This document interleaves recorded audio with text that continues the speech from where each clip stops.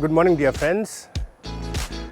On the occasion of the Ignatian year, where we celebrate the 500th year of the conversion of St. Ignatius of Loyola, our founder, I'd like to share with you a few things about Ignatius as a teacher.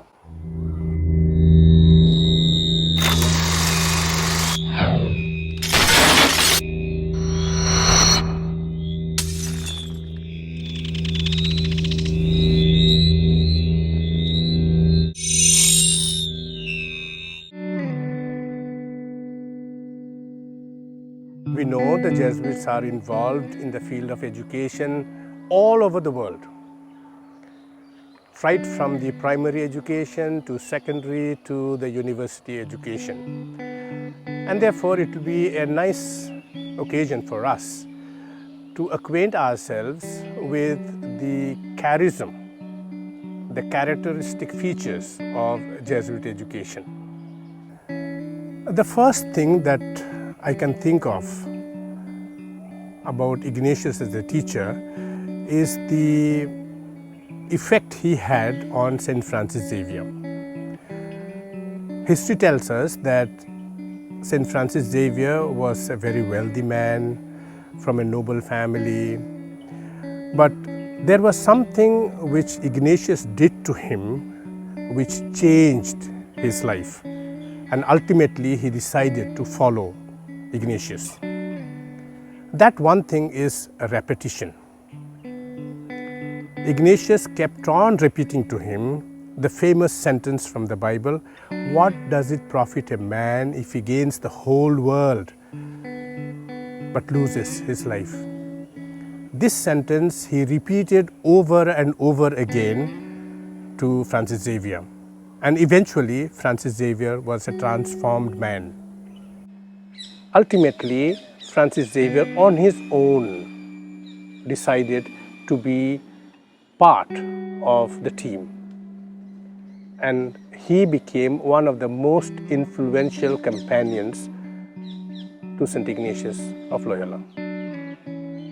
This was the result of a repetition, which we call today in modern language revision or recapitulation in the field of education. The second aspect of Jesuit education, or the characteristic of the Jesuit education, is what we call the IPP, Ignatian Pedagogical Paradigm. In this IPP, what Ignatius emphasized was that we have an action. Based on that action, we have certain experience. On those experiences, we reflect. Unfortunately, what happens in the world today is we do have actions, we do have experiences, but we miss out on the reflection part of it. And therefore, the core or the center of the IPP is the reflection on our experiences. It is this reflection that makes all the difference, because when we think of reflection, it is not just some kind of imagination. We seriously reflect on the experiences we had on our actions, and based on that, we gain new experience. And thus, equipped with the new experiences, we go back to action. We apply this in the field of education in a very simple way. At the end of the examination, if a student who has a bad result, he or she will definitely undergo experiences which will not be pleasant. But then, if that student does not reflect on his or her bad experience, unpleasant experience, he or she will repeat the same thing again. Whereas, if he or she reflects on her unpleasant or his unpleasant experiences, and will find out very soon because of this reflection on the experiences, that the bad result was the result of something else. That is why in the IPP, Ignatian Pedagogical Paradigm, we emphasize on the aspect of reflection on our experiences. Now, some might say, well, that is only for Catholics or only for Christians, but I do not think so. It is applicable to all human beings, irrespective of where they are, what they are engaged in, what they are doing. It is applicable to all, because all of us are involved in actions, and based on those actions, we do have our experiences. The one thing that we miss normally is the reflection on our experiences. This is what Ignatius emphasized all along, and as followers of St. Ignatius, as Jesuit educators today, we emphasize on the aspect of reflection on our experiences.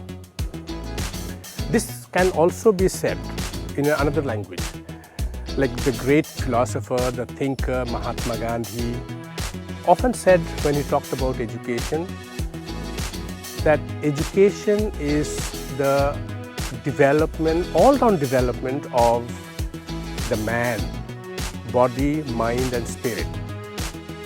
More or less in the same language, even Swami Vivekananda said, education is the manifestation of the divine perfection already present in man.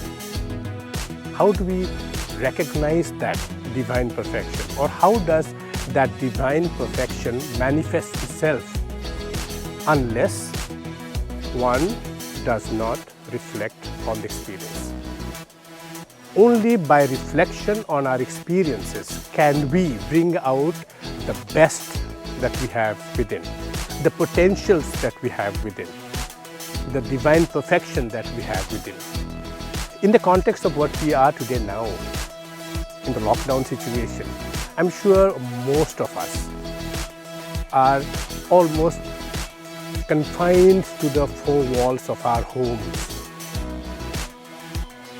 In those circumstances, we are not able to move out to the schools, to the colleges, or even freely go out to the bazaars. As a result, quite a few of us are undergoing a very unhealthy frustration. Very unhealthy frustration. However, if we would like to get out of this unhealthy frustration, which has come out because we are not able to do what we want to do, if we reflect on this, perhaps we will realize, why focus on what we cannot do? Why not focus on something that we can? Why not focus on something that is possible under these circumstances? And then perhaps we will discover the potential that we have within us. Happiness is the same thing. We would like to be happy, but unless we reflect on our experiences, we cannot be happy. Because things do not give us happiness. Wealth do not give us happiness. What gives us happiness is the realization of who we are and for what we are. Our goal in life, our aim in life, our purpose in life. If we are aware of these, perhaps the material things that we are looking for, the wealth that we are looking for, the degrees that we are looking for, may not be that important to us. Instead, we will be focusing on ourselves, not for self-love or self-interest, but just to realize that we are worth. Every one of us is worth. We have our self-worth, and then we grow in our self-esteem. Just to summarize what I have said earlier, among many other things, there are just two things we can remember when we are engaged in the field of education. First, the repetition. Repeating what we have done already. applying all our senses. Secondly, develop a habit of reflecting on our experiences daily. My dear friends, if only we continue to do that every day, even as little as 5 minutes of this reflection every day, before we retire, for example, I can assure you this much: the following morning, we will be transformed people. Thank you.